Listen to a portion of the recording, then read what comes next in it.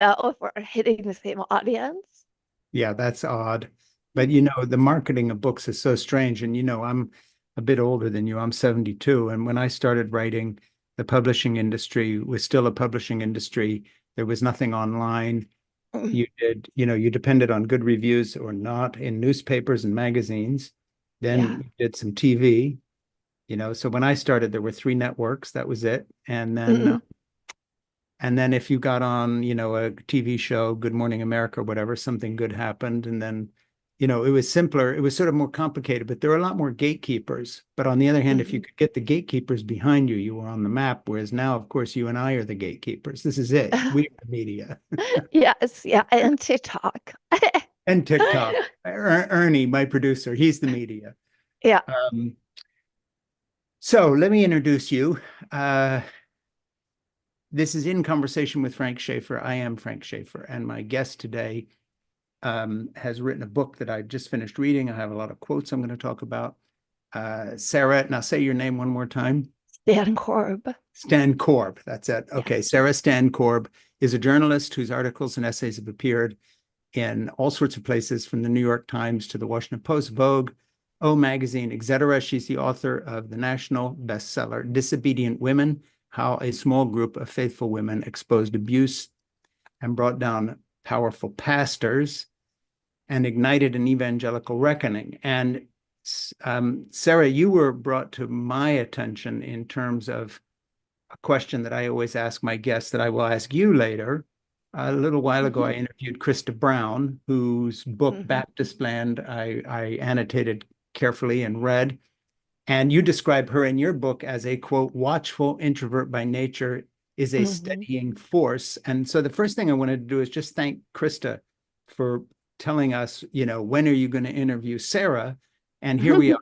So, Krista talked to me and got me on board with this, and I'm very glad. Unlike Krista's book that I have here, that I read in paperback, I read yours on Kindle. The advantage is that I can copy and paste to a file and ask you about Mhm, things. The disadvantage is I can't do what I did with Krista when I interviewed her and hold her book up and show her how dog-eared it is and prove that mhm.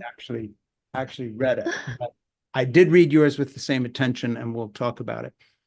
So Thank you. first of all, I don't know whether you mentioned this or not, but in your book, you talk about the fact that you've got um, a kind of a voice thing that you call dysphonia, Mhm. which, I don't know whether you like to mention that. So if people wonder Yeah, what's sure. going on, and I forget what page it's on, but you say, if my voice cracks due to my dysphonia, and so forth and so on, don't be awkward about it. Um, Mhm. and that you've met a few people who are careful listeners. So I just thought I would mention that. I don't know if that makes you more or less comfortable, but I would Oh, mention it's fine. so that people realize, that you have a voice thing, and I'll Mhm, listen carefully. So first of all, let me say that when I read your book, it's an odd experience for me because every single bad person you mention in the book is someone more or less without exception that I knew personally, whether mhm, it's Gothard or, you know, Focus on the Family and all those people, mhm, having been very active in the evangelical world in the 60s, well, the 70s and the 80s, and then I fled the evangelical world. The anatomy of your book is built around women's stories exposing what happened to them in the very mhm, big time ministries like Bill Gothard's that I knew of personally. He visited us in Switzerland a couple of times. I remember being on the road in our seminars and he coming backstage to talk to my dad. So it was a tough read mhm. for me because in a way I know too much about what you're talking about Yeah. and knew these people, and then reading the women's stories in terms of the abuse they suffered at their hands, and of course Krista's stories about the Southern Baptists and so forth, is very personal in the sense that I was part of that world as a nepotistic sidekick to my father, Francis Schaeffer, who Mhm, was in and amongst these guys. Fortunately, not one of the abusers of young women and so forth that like Bill Gothard was. But nevertheless, this is a world, if I can put it in a weird way, I know your subject too well. So I'll just mhm. start with that. I don't know where you want to go with that, and then we'll get into the book itself. Um, I mean, that's actually not an uncommon response. I'm hearing from a lot of readers who grew up in this world. Maybe their family was the ATI, the Yeah, Advanced Training Institute, a Gothard family, and they were not directly affected by Gothard, but the curriculum, the worldview did yeah, impact them, and seeing a mirror to something that you lived and yeah, so intimately, it's very unsettling and yeah, strange. So I'm sorry yeah, that you had yeah. that experience. Well, I enjoyed the book as a book. That's not to take away from it at Mhm. all, but it's just an odd connection. Let me Yeah. start by reading a quote from your book. Let me see where this is from. I think it's, I don't know what page it is, but anyway, I think this is a good open. In 2016, many evangelical leaders who had taught young girls they were tempting boys into sin with front hugs or premarital kissing appeared to develop politically motivated moral amnesia. With the promise of a president who would nominate Supreme Court justices to help overturn Roe v. Wade and other major cultural war precedents, major evangelical leaders fell in line with the thrice married socialite Donald Trump. And then, of course, there's a lot more to that story. But I thought I would start there because, Hmm. you wrote your book, what, a couple of years ago? It was published a year ago. Um, isn't it crazy that here we are again? Yeah. And so fast forward to a white evangelical vote, and by the way, a Hispanic charismatic Christian vote as well, Hmm. Hmm. Hmm. which nobody wants to talk about on the liberal side of things because there's a lot of brown and black people now on religious, for religious reasons, also part of that Yes. cult. Yes. But here we are again. So I want to get into your book, but let's just fast forward, first of all, to the fact that this seems like we're just stuck in concrete or something. We can't get out of this. And of course, it's the religious backing he has that keeps Trump current. That's the basis of his Hmm. cult. I know you have thoughts on this. You touch on it in your book, but why don't we go to that first and then get into the anatomy of the book? Yeah. So in 2016, and I actually reported on this in real time, I was interviewing women who were white, evangelical, predominantly not only white women, but many white women who were part of the evangelical world, Yeah. who starting with Trump and then certainly through Me Too, Mm, were horrified by these new alignments with their church, and many of them left. So a few went to mainstream churches, mm, but you did see an exodus from evangelicalism in general. And I think a lot of that was this multiple generations, especially women raised in purity culture, had this mindset that they had to protect their bodies if anything happened to them, if they were assaulted, if anything unwanted happened to their body, it was their fault for tempting yeah. a man into that. And to have had such esteem for these leaders who had such authority over their lives, and to see them swinging completely the other way and offer all sorts of forgiveness or just look the other way with a figure like Donald Trump, it was shattering Mm, to a lot of people's faith. Now, as white evangelicals, some left their churches, you're absolutely right. We're seeing now with like the New Apostolic Reformation. I saw you interview Matthew Taylor.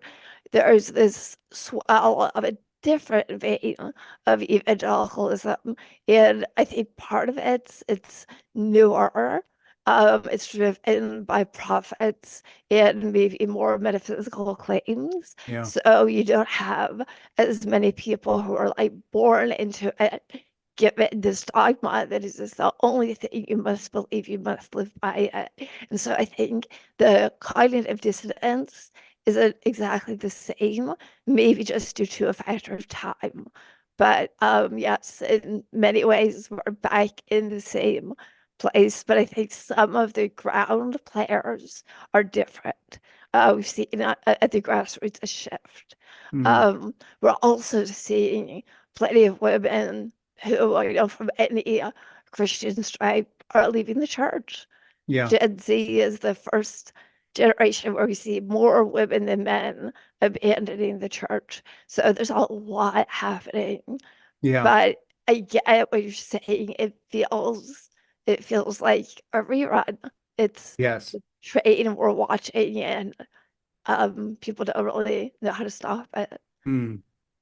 You know, you point out in your book that the women leave have always been a more dominant force in churches. Not that they were allowed to speak, but in numbers, you know, it's always the mother bringing someone to a baptism or something. And you Yes. point out, and you use the phrase that the women pushing back and leaving was sort of the canary in the coal mine, because if the women start quitting, Mhm. we're done. That's not what I was going to go to next, but anyway, yeah, I read that with great interest. Let me read a quote from your book that I do want to get into here Okay. as part of the setup of our discussion. You write, and forgive me if I read this at some length, but it's really Got it. it's kind of what should be on the cover of your book. Like it's what you're writing about, I think. When girls are taught, quote, biblical womanhood equates with purity and submission, they are trained to feel responsible for protecting men from their allegedly God ordained sexual appetites, dress modestly, avoid front to front hugs, vow virginity until marriage, but also obliged to yield to authority figures, their pastors, fathers, men. Through one lens, they are delicate, precious, but through another, easy prey. Once preyed upon, blame often boomerangs back to the woman or girl. She lured in the hungry predator, Jezebel, tool of Satan. That's how the trap snaps shut. Isolates these victims of abuse within the church. There's no opportunity to learn that they were being groomed by a far more experienced man in a position of power. Laws are on the books in about a dozen states that bar sexual contact between clergy and congregants, whatever their age, but she doesn't know, isn't told. And I really think that's a brilliant summation. And also, by the way, if I may say so, just writer to writer, um, beautiful piece of writing. What a paragraph. Thank you. Really, really wonderful piece of writing, but also just sums it all up, doesn't it? Yeah. So I've had the experience over years now interviewing women who were once girls raised in these environments. And some are survivors of spiritual abuse. Others, I'd say at this point, the majority sexual abuse of some sort. Yeah. And it has given me this portrait of authority and spiritual authority and how much people can trust that a human being, a man on Mm. earth within these communities, a man, um, can have access to what God wants, what God wills. And that's such an enormous power. And then if you contrast that with being a child, and Mm. in particular a little girl, so many of these women that I interviewed began being deeply invested in their faith. Mm. They wanted to be good for God. So they have access to this religious figure who seems to have the answers. Mm. So if you want those answers, this is who you turn to. Yeah. And then when that person exploits you, or that person tells you it's God's will that they can Chris's in Chris's story that they were essentially married in God's eyes, how are you to question? Mm. And it's this net that closes around these girls. Yeah. At the same time, because they have such vulnerability, if the story does become public, in almost every case, the pastor is restored or moved or given a Mhm. slap on the wrist. Um, but someone has to bear the consequences. And it usually is blamed on the young woman. Surely this high spiritual figure could not have been tempted into such evil doing Mm. if not for her. And it's this funny view of power because these girls have so little power except with their bodies, except with the perceived view of what they must have done with their body Mm. to ensnare someone in such evil. And it's so murky and difficult for Mm. the survivors to pull all that apart and really see what happened to them. Yeah, I'm talking with Sarah Stankorb, and her book is, let me get the title right here. It's, let me just get it correct. Disobedient Women, How a Small Group of Faithful Women Exposed Abuse Brought Down Powerful Pastors and Ignited an Evangelical Reckoning. And I mentioned the person who said that we should be interviewing you was Krista Brown, who is one of your interviewees in your book. So before I go to the next quote, let's just talk about how you wrote this book. And I mean, literally how you interviewed women. You wrote it down and then you added your own comments. So two questions. First of all, how did this come about? Were you writing articles on the subject and then you thought, okay, there's a book? And then secondly, what was the process of interviewing? Did you do this in person, over the phone? Just talk about the book. Sure. So I think that I want to say the first story I wrote that's relevant to this book was probably in 2015. Yeah. So I kind of became part of this very narrow band in the religion beat for reporters. Um, and then likely somewhere around 2000, there started to be newer podcasts kind of interrogating what happened with a few of these big name pastors. And it frankly started to really irritate me that the podcasters would talk to, the former assistant pastor and the women who put their lives on the line. Yeah. Often these things come with threats to expose them, or the women that were diligently writing about all of this online for years. Yeah. And I had a conversation. It was my 40th birthday. It was a Zoom birthday party because we were in the middle of the pandemic. And a friend said, "Are you ever going to write a book?" And I said, "Yeah, I want to." And she Yeah. said, what do you care about most?" And I said, "These women, they're incredible and their stories are so compelling." So that was the idea. Um, so given the years and years I have known these people in the book, some of them I have text message threads going back, 6, 7, 8 years. We talk over the phone off and on, checking in, seeing if there's a resolution or a new part of their story. With the book, if ads came, I spent it traveling around to go see some of them in person that I hadn't before. Yeah. So parts of it are just sitting with people. And I'll say in covering stories of such horrible abuse, and in many cases, it's very long lasting. It Yeah. takes an incredible amount of time.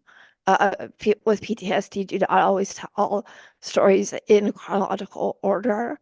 They come piecemeal. So it's my job to absorb all of it, go back, write up my timeline, say, Yeah. "This is what I understand the events occurred in. I'm so sorry to make you have to relive it by reading it. But here's what I have. Is this accurate?" And I will say that survivors of abuse who've gone through the toll of coming forward are Yeah. so committed to the accuracy of their stories to the best of their ability. They will provide me with any backup I need to corroborate what I've been told or what else I've gathered. Because so often, as soon as you make an allegation, she's lying, she's not telling the truth, or he's lying, he's not telling the truth. So a big part of it's just the organization of these massive conversations and then making sure everything lines up. Yeah. One comment you have in your book that sort of sets it up again is, together my sources' influences could read like a Venn diagram displaying overlaps between evangelical Christianity, patriarchy, nationalism, racism, and a church celebrity culture that elevates all brands of false authority.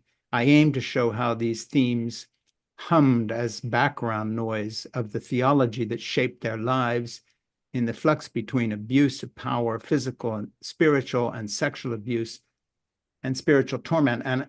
And one thing I found interesting in the book was that some of the women you interviewed wanted to remain anonymous because they still Yes. had a sense of threat. Yes. Another point you made, and I'll pause to have you address both because I found them interesting. One, the anonymity that some people needed, not just for embarrassment, but they still felt threatened.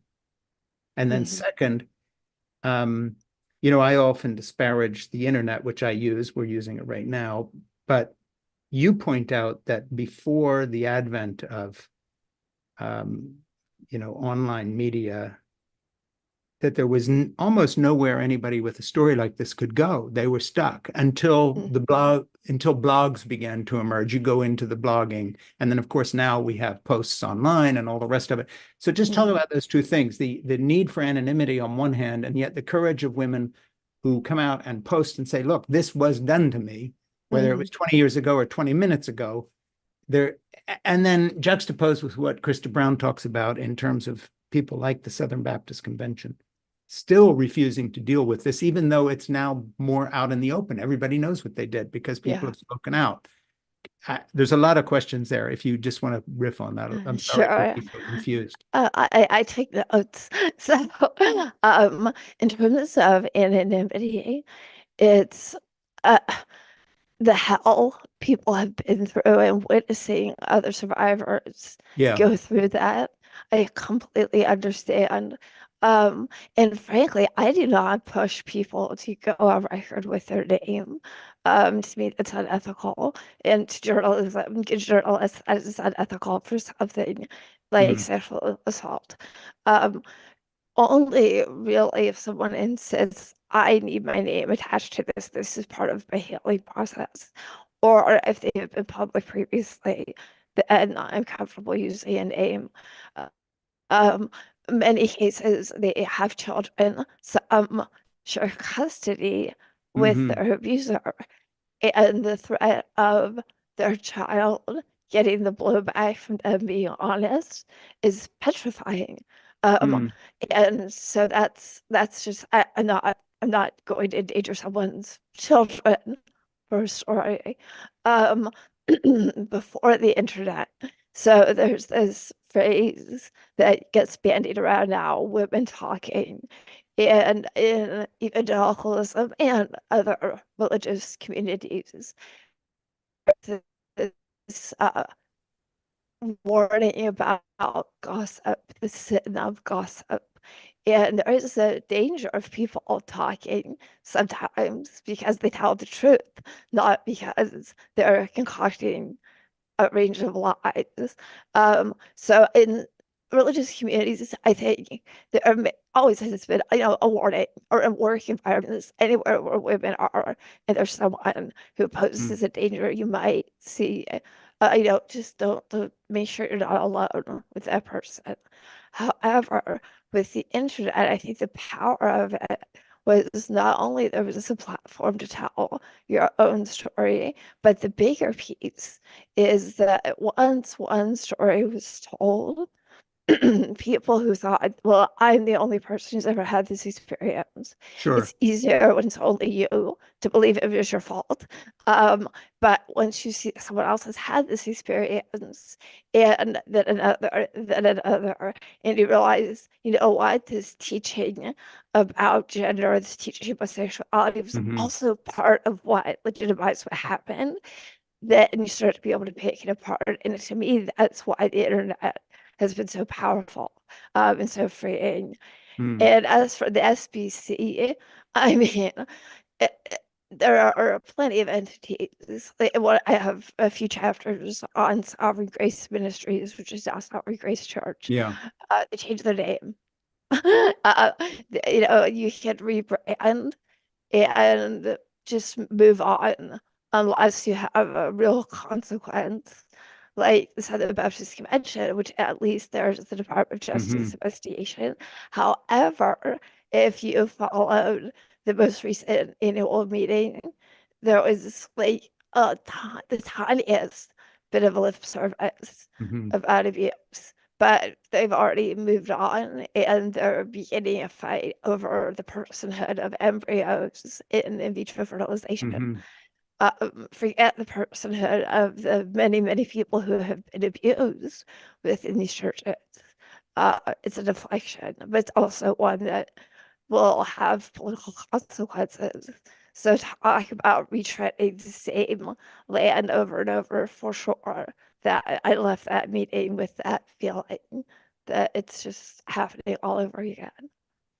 Yeah, we're talking with Sarah Stankorb about her book, and it's a really good book. I just want to interject one thing.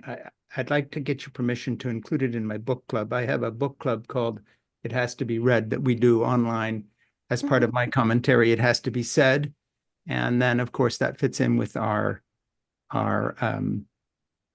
podcast that we're doing here. And I would like to add it to my book club. I don't know what in September, if that's okay. Sure, absolutely. The And paperback is out in August, so it'll oh, be cheaper. good timing. Okay, well, we'll be selling the paperback. Please subscribe to In Conversation with Frank Schaeffer at Apple Podcasts, and also to my Substack. It has to be said at frankschaeffer.substack.com. And we also promote our book club. It has to be read in the same place. So we are talking about a book that I have a lot of notes on, and I'm going to just dive in to one of them here because I would like to read this and see what you think. But over subsequent years, Vicky read transformative books such as Be Fruitful and Multiply. So what we're talking about here is this, quiverful movement where all of a sudden, you're not only, motherhood is not only being pitched to women, but you've got to have a lot of kids and they've got to all be submitting to the father, as does the wife. Spanking is involved. It morphs into the whole homeschool movement, Mary Pride and all the rest. And by the way, when Mary Pride was getting going, I was her book agent that sold her first books to Crossway Books. I interviewed Really? her. Yes, yes. So I have a whole file of stuff from Mary. She was totally unknown and she was a fan of my father and wrote. And I wrote back to her after I read her letters. This was in, I forget what year, let's call it 79, 78, maybe 80, 81. And I put her in touch with Crossway Books and basically agented her first book for her. Because at that time I was representing my parents as well as C. Everett Koop and about 20 other authors, because I had represented my parents' books as the producer of their films, How Should We Then Live and Whatever Happened to the Human Race, etc. But anyway, small footnote, Mary's books, The Way Home, I probably went through that manuscript half a dozen times that she would send me pitches for, then presented it to Crossway. She dedicated one of her books to me. And then in later editions, after I left the faith and ran off in a different direction, I was taken off the dedication page and so forth and so on. So I don't know why I'm telling you that, but you've That's got a lot about amazing. Mary Pride. Yeah. Wow, that's incredible. Yeah. And what was funny, I'll tell you one more crazy thing. My mother wrote a book. My mother was very favorable about sexuality and women's pleasure. And Mary Pride broke with my mom over that and said, sex is not for pleasure, it's for making children. Why have you got all that stuff about wearing nice lingerie for your husband? And then she sort of went off more and more at a tangent. That's nothing to do with your book in particular, but I thought that I would give you a little amusement on the way through here. Oh, that's incredible. I'm so thrilled to know this. Yeah. So Mary's secret, by the way, was that her husband was a tech aficionado when the internet was just starting. And he really knew how to handle it. So when people began to have personal computers, long before Apple or anybody was doing anything, he was in there. He was a real visionary, sort of an unsung Elon Musk type of guy. I mean, genuinely. And then they were having all these babies. And so when she started her homeschool thing, the reason it took off the way it did was that she and her husband, whose name I forget, understood the potential of the internet more than anybody. This is pre-personal phones, way more than anybody else. And she built this whole thing. And then she started producing these workbooks to go with The Way Home. And it became an industry. And then after a little while, at Crossway Books, the Schaeffers were selling well, and the Left Behind thing was going well. And then all of a sudden it became all about married pride and homeschool, and then that became an industry. So it became a big thing. Anyway, sorry. I just figured you'd be interested in that. Oh, I absolutely. Oh, Hey, I'm going to go to another passage of the book that I want to read to you here. okay. You talk about the way home beyond feminism back to reality. Mary Pride's thesis that women's essential role at home and for health of Christian country was to make themselves open to as many children as God would grant, quote unquote. Mary Pride wrote in The Way Home, quote, if each Christian family had 6 children and the humanists, feminists, and others kept on having an average of 1, then in 20 years, there would be 60 of us for every 40 of them. And in 40 years, 90% of America would be Christian. And that's from your book, I think, on page 80 or so. And it's interesting that you picked that kind of demographic threat out because, of course, now, a couple of weeks ago, we just interviewed Brad Wilcox's book, Get Married, where he has all the statistics on the 1.7 children falling below replacement levels. So what's interesting to me is Mary Pride totally understood, for instance, what's happened on the West Bank in Israel, where the Orthodox Jews are having 4-to-1 numbers of children compared to the, quote, secular Jews. And we're watching Israel become a very far right country where before it was dominated by much more secular forces. And here in America, we're in the same thing. You know, everybody, you know, one cohort is freezing their eggs and waiting till they're 40 to have a baby. And I'm being facetious, but you've got the kind of a remainder of the quiverful movement combined with what you'd call the Mary Pride type family, irrespective of patriarchy, hierarchy, and all these other things. It's just weird that you picked out something. I mean, weird in a good way, because you're very aware of stuff. I mean, this question of demography is one that, you know, Elon Musk is talking about. Yes. And Mary Pride got there first. And then here you Yeah. are quoting her. I'm not going anywhere except this is just fascinating stuff. And you're, you know, have at it. Talk about it. Okay. So, I mean, honestly, I got into reporting on Quiverful through Vicky Garrison, whose name you started with at the beginning here. Yeah. And she was a woman who had left the movement, and she had had baby after baby after baby, and it completely depleted her body. Lots of health risks went into having these subsequent children. But it was kind of fed to her through homeschool conferences, which a lot of this information gets into the hands of women who, again, want to do what God wants Yeah. through the homeschool movement. So there's where you get, you know, Mary Pride's guide to homeschooling, and then you also get this propaganda about replacement theory and how Christians have to outpopulate Yeah. other religions.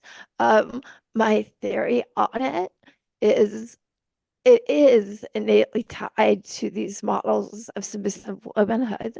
And when you give a man authority within these communities over their spiritual life of their family, the woman also needs a purpose. Well, the woman has a holy purpose. She carries around a womb and she can produce the next generation. She's creating the army for God. So it gives you more than you can ever possibly hope to do in a day when you have 5, 6, 7 children and you're feeding them and clothing them and doing the laundry, on and on, and educating them. And from a distance, it looks like truly she's accomplishing a lot in most cases. What I've been told by these mothers later is I could not educate that many children. I was pregnant all the time. I was sick. Yeah. But at a distance, it's this holy activity for the women to participate in. It also harkens to a Victorian era purpose for women. And this was part of like industrialization, men going off to work, and in these families, the men are the breadwinners, Yeah. and then the woman is the angel of the home, and the woman is there to model Christian life for the children. So there's these echoes, which make sense when you're in basically a fundamentalist community. You mentioned spanking and discipline.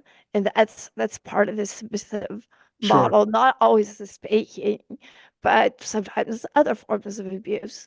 But just as you may see in a church with a faith leader who has absolute authority, in a home where the father is that spiritual leader and has that absolute sense of I am heading the family, Mm, that it can also morph into abusive behaviors.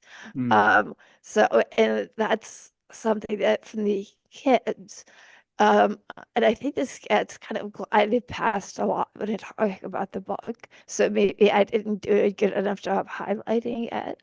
But it's not all sexual abuse. In many of these homes, it's domestic abuse and educational neglect. But really, what they faced as a form of discipline mm. was being beaten into submission Yeah. regularly. And that is a whole lot to carry.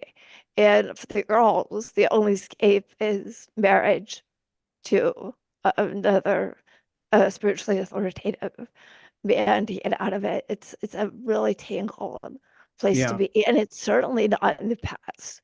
If you're online, and especially on Instagram, you've probably seen the trad wife movement, which is again a beautiful veneer of how lovely this all can be, how great it is to be taken care of. Um, we'll see. We'll see how that ends. Um, it's not all as glossy as it Yeah. looks ready for the internet. Well, one of the people you talk about is Dr. Dobson, who had a story in his book, Dare to Discipline, about how he beat his dog Yeah. with his wife's rubber girdle as an illustration of how effective it was to beat a dog into submission, and then advocated, look, this works with kids too. So sort of Mhm. an ultra violent undercurrent there.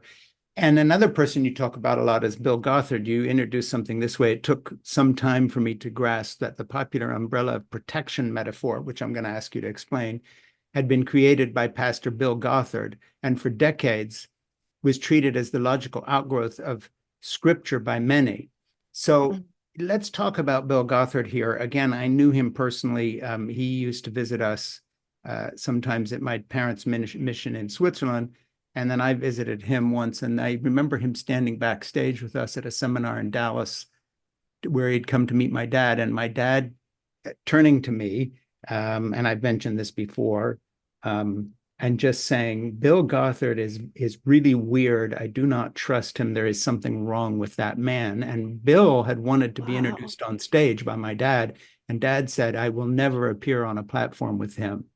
And this is before Really? any of that other stuff was coming out. And there Wow. were many evangelicals, by the way, I just want to mention this, to whom Bill Gothard was true anathema.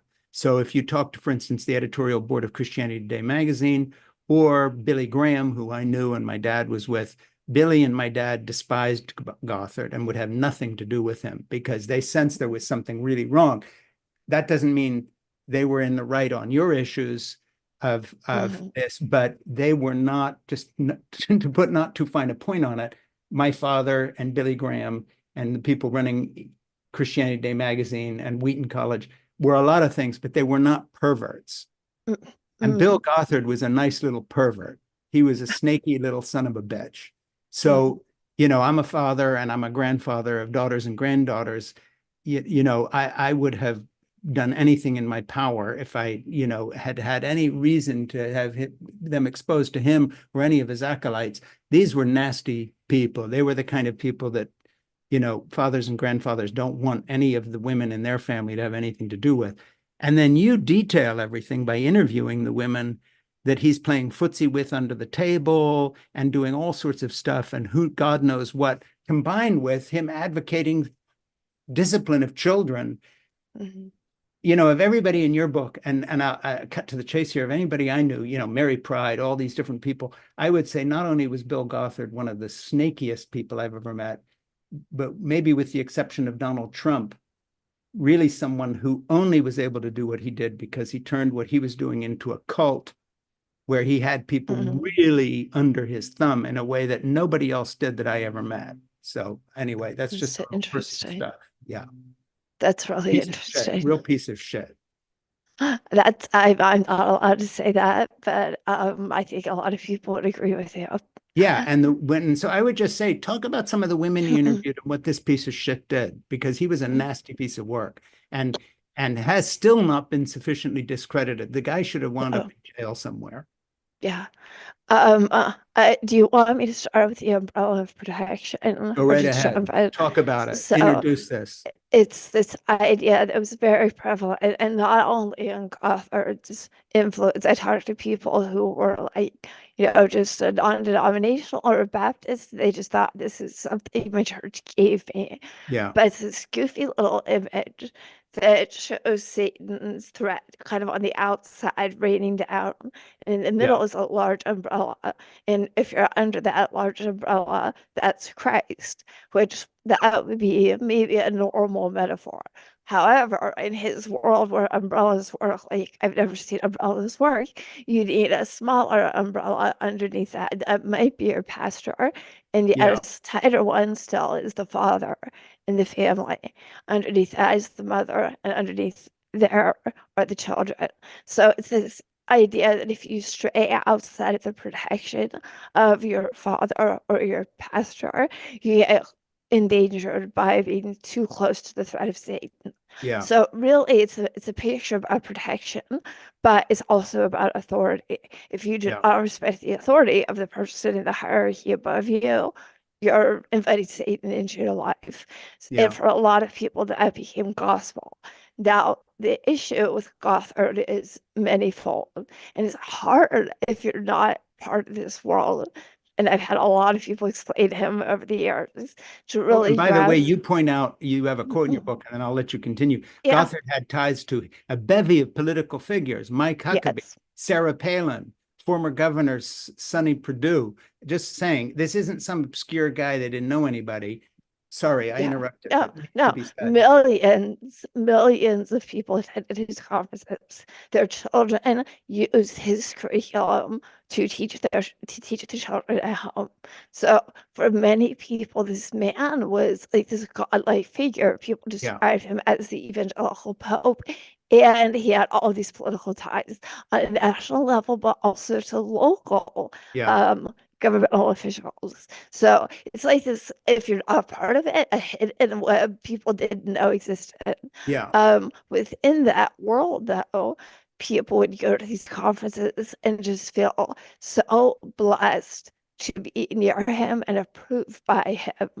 Gothard created an encyclopedia of rules that were loosely related to scripture, but mostly his opinions on how you should dress, how you should structure your family, how you should make your money, every little increment of life. So in a way, it's almost like a self-help guru that mhm, people bought into very deeply because they believed it was what Christ wanted for their lives. yeah, So, and then in this world, people who would pay gobs of money to go to his conferences and learn from him, when he would notice their children out in the audience yeah, and invite them to headquarters or to one of his many training centers all over the world, yeah, it was an honor.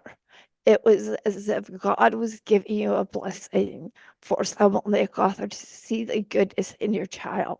yeah, Very frequently, the girls that he selected matched with the look that he published in his books as to what a good Christian girl should do, how yeah, she should wear her hair, how she should wear her clothes.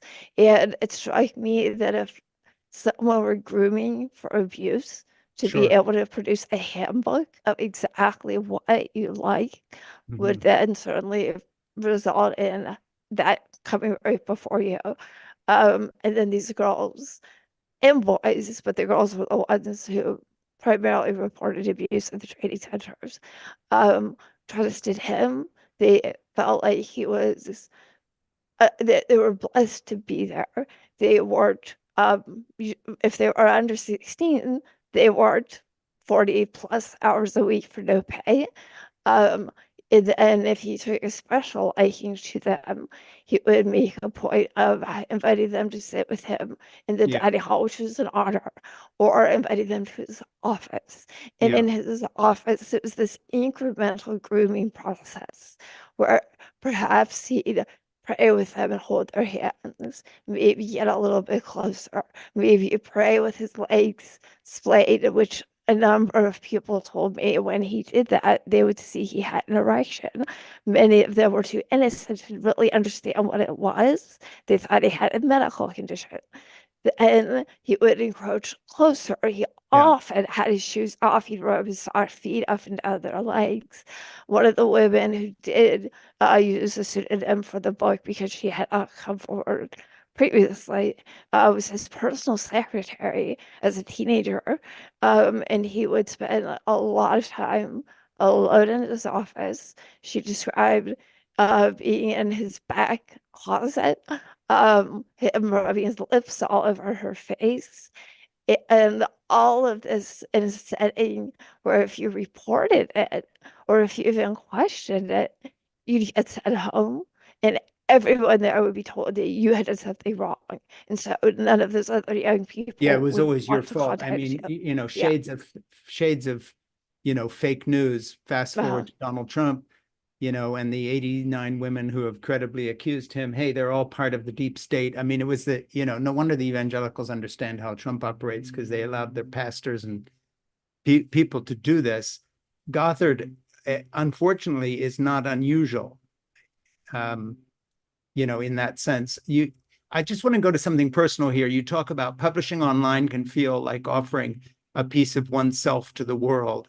mhm. And just talk about that. Oh, so I mean that little bit was actually about me and learning how to blog and writing personal essays and disclosing like little bits about my life. And you really do open yourself up for judgment no matter what you're writing. But in the case of people making very personal disclosures about abuse, there's a whiplash of questioning, of doubt, of doxing, of threats, Yeah. depending upon the level of the allegation and the prominence of the person Talk a little, talking about. It's yeah, go ahead. almost immediate, and it gets worse. Yeah, and it gets worse over time. Talk a little bit about your own experiences on a personal level in terms of you came into the evangelical faith, unlike me, that was sort of groomed and raised from my mother's knee. You have this kind of a different story, and then you left it. And I just wondered what that trajectory was, how you've been treated personally. I know some of it's in the book and some of it may not be. I don't know how much you Mhm. want to share, as a woman who's been in religious circles and now you're interviewing these other women. Okay, you're telling Mhm. their stories. Just tell us a little more about your own story. Sure. So I was probably in some ways like these women. I was really, really into faith. I ended up in a Methodist youth group mostly because my mom could not afford therapy, and she thought these are trustworthy adults, and for the most part, they were. But my best friend kind of fell into an evangelical church, and we started to also go to a Bible study there. At a certain point, he felt like his own father, who is the minister of our church, was not Christian enough, that we really needed to be at this other church. Um, and I was introduced to this outlook on scripture that I hadn't had before. I had kind of had a very open-minded view of faith. I was really curious about lots of different faiths, though I saw myself as a Christian. And then it became so restrictive. But I had this in my mind that, well, if I want to be good, I need to follow the rules as closely as I can. And so I had a tension where I would hear or gay people are an abomination and everything's I mean screaming, no, no, no, my friend's gay. He's like one of the most faithful people I know. Um, and I was so religious, so faithful. I thought I was receiving a call to the ministry myself. And my friend who had bought into this worldview gently let me know, no, no, no, that's not God. women are not to be ministers. And so I think things started to fall apart a little bit there for me. But then in college, when I began a religion degree and actually read the Bible in historical context and jumped into documentary hypothesis and learned Greek, the idea of taking one single English translation of the Bible Mhm. seemed absurd. And then my faith collapsed. Um, and I think it was really difficult for me. This was in the early aughts. I didn't know anyone else who had loved faith as much as I had who lost it. And so I felt profoundly alone. And I think I see echoes of that now in all of these deconstruction communities online. Um, but I guess I was the trendsetter. Um, but it was very, very difficult. But I kept the curiosity about how people interact with their faith and how that motivates them. And that's how I ended up here, I guess. Where are you at now? I don't mean to put you on the spot. I always, when people ask me what do you believe now, quote unquote, I always say, well, everything is a snapshot of this hour, this moment, this day, because it's a journey. So I don't Yeah. mean to say, oh, whatever you're saying now is where you're going to be forever. But I think things get very focused on personal belief in a weird way when you have children and grandchildren, which I do, because it's always this big question of, what shall I pass on that I knew? They're starting at a different place. I rejected this. These questions come up. But you have kids. You're Mm. living in a part of the country where I guess people go to church, and you're not part of that So, cohort that completely walked away. So I just go sort of curious, time out for a minute of just kind of where you're at. mhm. So I called myself an atheist for years, which was a fun experience living in the Midwest. That was confusing to some people. Um, but I think it's very strange to say this, but by spending all this time with people of faith and a lot of people who left their faith, and even being in very religious environments where awful things are happening, I can't call myself an atheist anymore. I think I'm just your standard agnostic. There are days where I think there could be something. It would be nice if there's something. I see elements of strength in people that are hard to explain the origin of, but then at the same time, I also have days where I see what I see in the world and that's all I think there might be.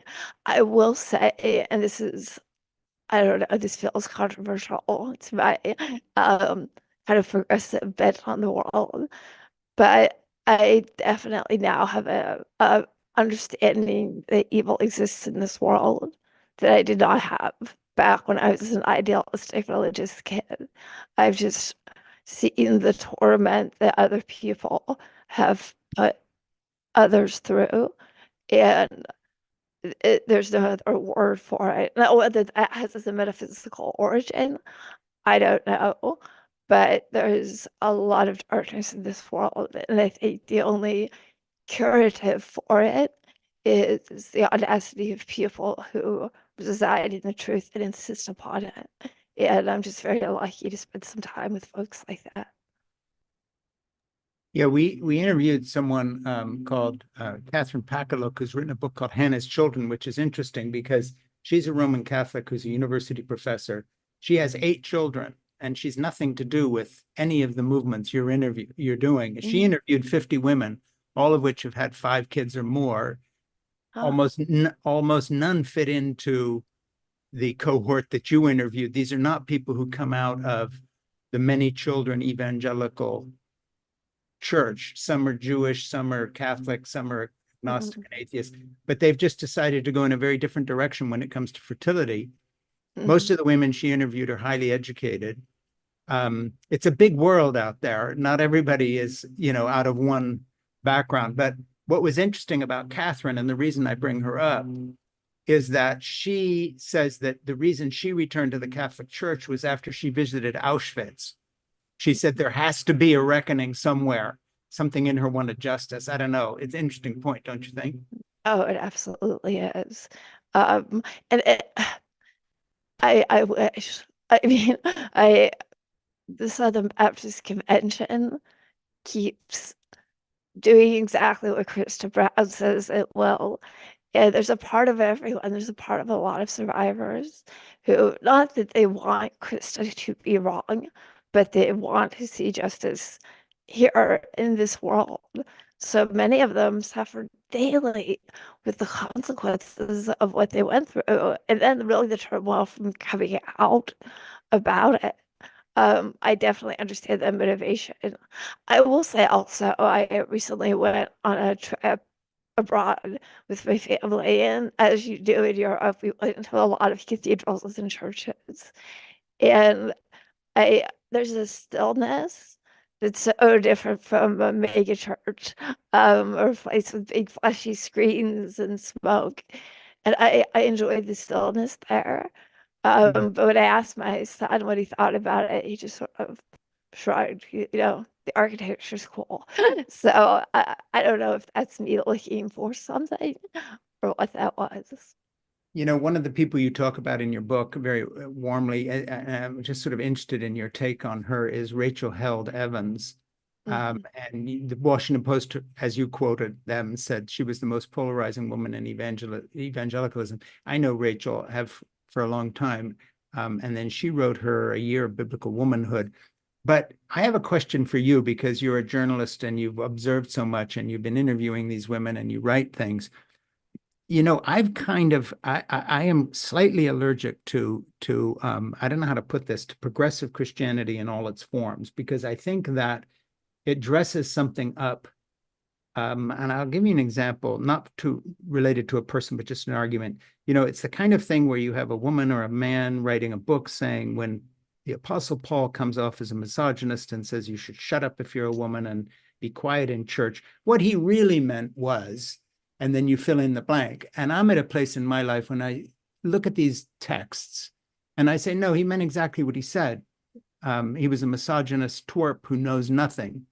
And I refuse to be lulled into this idea that somehow there's a progressive interpretation of this level of misogyny, or there's a good way to look at certain aspects. You get into it a little bit because in your book you talk about, the gospels that were not included in the canon, which formed over a 200 to 300 year period, and then the Book of Revelation nearly got left out and was put in late, and so forth and so on. Some of which you go into, some of which you don't. But I just wonder what your view is, because I really think that part of the problem is that we have this window dressing of niceness when it comes to religion, and we cut it some slack. And progressive people do all the time with Islam, for instance. I don't understand why we think it's somehow we can't talk about the fact that women are raped in prisons every day in Iran for not wearing a head covering. And we tend to worry more about what the Israelis are doing in the Palestinian conflict. I think there's an inequality there where liberal progressive Christians pick and choose, and they just weirdly always seem to come down on the same side as other progressive liberal voices. There's a herd mentality on the left, which is not as wicked as the herd mentality that covers up the abuse of women on the right. Don't get me wrong, there's no moral equivalence here. But I'm just saying, you're an observer. I come away from the book respecting your intelligence incredibly and your writing ability, and you're out there looking around. Where is all this going in terms of Christianity in general, progressive Christianity, and so forth? I don't think there's that much there to be salvaged by nice authors like Rachel Held, and all the others. I think I look at all this and I just say, no. You can pick science or you can pick this, but you can't have both. And you can't play nice with oppressive religions. And I don't care if it's brown people and we're only allowed to criticize white people. I'm kind of done with the whole package, from Hindu nationalism to the South royal family. I have a different framework, and mine is really simple. And that is, if you want to judge, I only ask one question: how do they treat women? And everything else follows from that. And so when you look at cultures and religious traditions that don't treat women well, I don't give a shit if they're 2,000 years old or 6,000, or that's your culture, or these are our customs. To hell with it. either we're going to turn the page or we're not. And I don't know, where you're at on that, but I don't think progressive Christians have done a very good job because they let people off the hook that they don't want to seem like they're Islamophobic or anti-religious or anti-Catholic. So we're always sort of, it's easy to criticize Bill Gothard. How about the Saudi royal family? How about all the women who can't go to school in Afghanistan? Where, by the way, my Marine son fought for 2 years. Mhm. I have a pretty tough view of this. I don't know where you're at. Yeah. So I there's part of me that kind of feels like anyone who's trying to make sense of the world in a religious way is going to be doing an interpretive task. Either you're taking, no, even the people who claim they're taking every word of the Bible literally, they're not. They're picking and choosing. So what you're spotting is that same activity skewed through a different lens. Um, in college, I got very interested in analytical philosophy, and people who really argued for like a logical worldview. And if you cannot describe it very discreetly, concretely, scientifically, don't talk about it in philosophy. And it really disturbed me because I felt like there are other types of truth out there. And there's a more pragmatic truth that we tell through stories. Hmm. Now, I think what you're pointing to is people are picking and choosing, they're telling themselves a story. They're telling themselves a story where they get to be the hero, whether you're conservative or progressive. If you've inserted yourself into a story for God's ends, you're the hero. And so your interpretation is the true and actual one. And that's going to require you to scrape away the bits that you no longer believe in. Hmm. I have a lot of tension. I, for years, broke out in hives if I entered a church. But at the same time, I do have a respect for people wherever they are on the political spectrum. If they can adopt a story that causes no harm, that does not exploit other people, and that can motivate them to move forward in life. I was in Texas reporting for this book, and I mean, it was a gutting day after day, hours and hours and hours of interview. And I interviewed, sorry, I visited my aunt, who's probably in her 80s now, and runs a Catholic worker home for Hmm. recent immigrants. And they have a chapel, and I was a raised Catholic. I don't know anything of, I'm not intimately connected to Catholicism. And my cousin, who's a little younger than me, while we were there, she showed me the chapel. She walked in, and she dipped her knees as she came in. And there's like this gentleness in that respect for all of the things her faith means to her that motivates her to get up every day and feed other people. Hmm. That was powerful. So I can see some of the value in a progressive faith. But if you're sidelining other people, then no, it's doing the same thing as any other faith, Yeah. just via harm on Yeah. the give it. So we have been talking with Sarah Stankorb, and she has written a wonderful book that I think was a national bestseller. Yeah, And yeah, which congratulations, by the way, on that. That's tough to do. So thanks. whoever's looking at your new book proposal, snap it up. Um, I'm gonna freeze frame that. That's fine. yeah, Thank you. yeah, and basically she's written this book on the powerful forces within evangelicalism and other and religion that have abused women, um, called Disobedient Women: How a Small Group of Faithful Women Exposed Abuse Brought Down the Powerful Pastors and Ignited an Evangelical Reckoning. Um, the only thing I would say is, first of all, we're going to include this as a book club offering in our It Has to Be Read book club. And Disobedient Women is our pick for September. And we want to have Sarah back for a panel with Baptist Land author Krista Brown and a well-trained wife, Tia Levings. By the way, that book's coming out in August, and we've already interviewed Tia. And it reads like a part two to your book because it's told all in the first person of what happened to her. It's a very powerful book. And I'd Yeah, like to I've get, read it. yeah. And Tia right now happens to be reading and giving notes on a book I'm writing that I sent to her to said, please, Tia, give me some notes because I quote you so much in mine. And by the way, I've got some quotes from your book in my new book as well, which I'm not going to talk about because I'm not pitching anything and it's a long way down the road, but I'm using your work. Thank you. Yes. And so I feel very connected to you because I'm reading your book and I'm quoting it and so forth and so on. So we'd like to have you back. I hope that's good with you. Would you come back? Yes, absolutely. Good. And really, it's a pleasure and an honor to talk to you. You did an incredible piece of work with this book. Thank you. It's a joy to speak to you. And thank you for telling me about Mary Pride Yes. and be her Yeah. agent. That's a nutty story, but there you are. And she doesn't like black lace nightgowns and said that my mother should not have included that in a book on marriage, that lingerie is any part of it because it's all about having babies. So that's Mary Pride in a nutshell. So pick which line you'd want to be in, lingerie with my mom or 9 kids, Mary Pride. I sure hope that's a false dichotomy. Hey, it's one or the other.